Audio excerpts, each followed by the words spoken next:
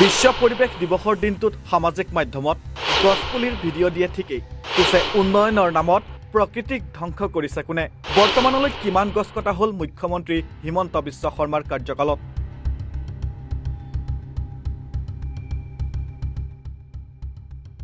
ৰাজ্যৰ সম্পত্তিক আদানী আম্বানীক হস্তান্তৰ কৰাৰ নামত যি হিচাপত বনাঞ্চল ধ্বংস কৰা হৈছে, তাৰ কিবা হিচাপ আছেনে ৰাজ্য চৰকাৰৰ হাতত?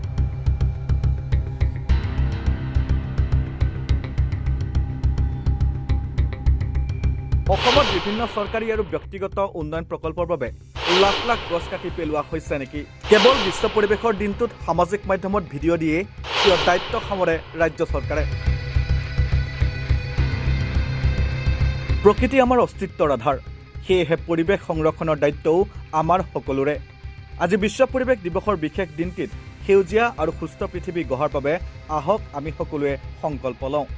এগৰাকী সজাগ নাগৰিক হিচাপে অন্ততঃ এটিকৈ গছপুলি ৰোপণ কৰি প্ৰকৃতিৰ প্ৰতি দায়বদ্ধ মনোভাৱেৰে আহক আমি এক সেউজ নিৰ্মল আৰু বাসযোগ্য ভৱিষ্যত গঢ়াৰ দিশে আগবাঢ়ো।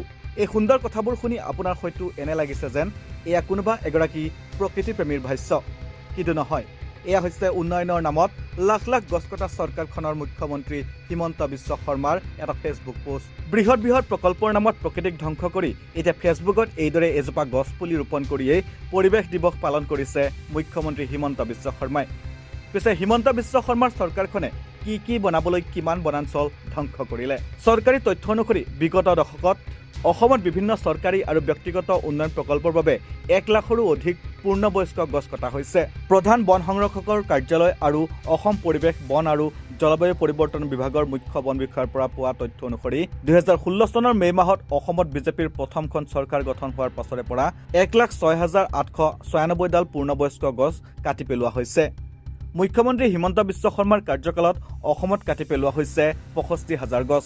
তথ্য জনাৰ অধিকাৰ আইন RTIৰ প্ৰশ্নৰ জৰিয়তে লাভ কৰা চৰকাৰী তথ্য অনুসৰি বিগত দশকত অসমত বিভিন্ন চৰকাৰী আৰু ব্যক্তিগত উন্নয়ন প্ৰকল্পৰ বাবে 1 লাখৰো অধিক পূৰ্ণবয়স্ক গছ কটা হৈছে। উল্লেখযোগ্য যে RTIৰ প্ৰশ্ন উত্তৰ দিয়া 27টা বিভাগৰ কোনো এটাই ইমান বৃহৎ সংখ্যক গছ কটাৰ পূৰ্বে বা পিছত কোনো ধৰণৰ পৰিৱেশ প্ৰভাৱৰ মূল্যায়ন কৰাৰ কথা কোৱা নাই।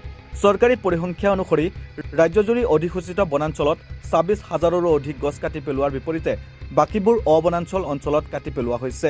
মুঠৰ ওপৰত পথ, দলং, উৰণীয়া সেতু, কাৰখানা, চিকিৎসা মহাবিদ্যালয়, আৰক্ষী বেটেলিয়ন আৰু অন্যান্য আন্তঃগাঁথনি নিৰ্মাণকে ধৰি চৰকাৰী প্ৰকল্পৰ বাবে প্ৰায় 84,000 গছ কাটি পেলোৱা হৈছে। তথ্য অনুসৰি ব্যক্তিগত কামত 10,000ৰো অধিক গছ কাটি পেলোৱা হৈছে। RTIৰ তথ্যই এই কথাও প্ৰকাশ কৰিছে যে শেহতীয়া বছৰবোৰত গছ কটাৰ গতি ত্বৰান্বিত হৈছে।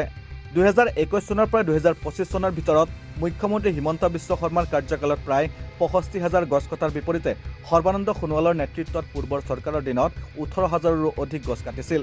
উদাহৰণস্বৰূপে দীপৰ বিলৰ সেই গছ কেইজোপা। উন্নয়ন আৰু আধুনিকৰণৰ নামত ধ্বংস কৰি পেলোৱা হ'ল শ জোপা গছ। এলিফেণ্ট কৰিডৰৰ নামত প্ৰায় 200 জোপা গছ কাটি তহিলং কৰা হ'ল দীপৰ বিলৰ। গুৱাহাটীৰ সমীপৱৰ্তী আমচং বন্যপ্ৰাণী অভয়াৰণ্যৰ বুকু ভেদি নিৰ্মাণ কৰিবলৈ লোৱা গুৱাহাটী ৰিং ৰোডৰ বাবে এতিয়া অভয়াৰণ্যখনৰ বহু মূল্যৱান গছ গছনি কাটি তহিলং কৰাৰ যোজা চলাইছে বন বিভাগে।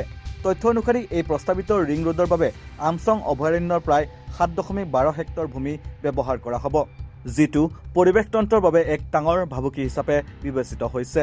তাৰ সমান্তৰালভাৱে আমবাৰী, দীঘলী পুখুৰীৰ লগতে ভৰলুমুখৰ গছৰ কথাও অন্যতম।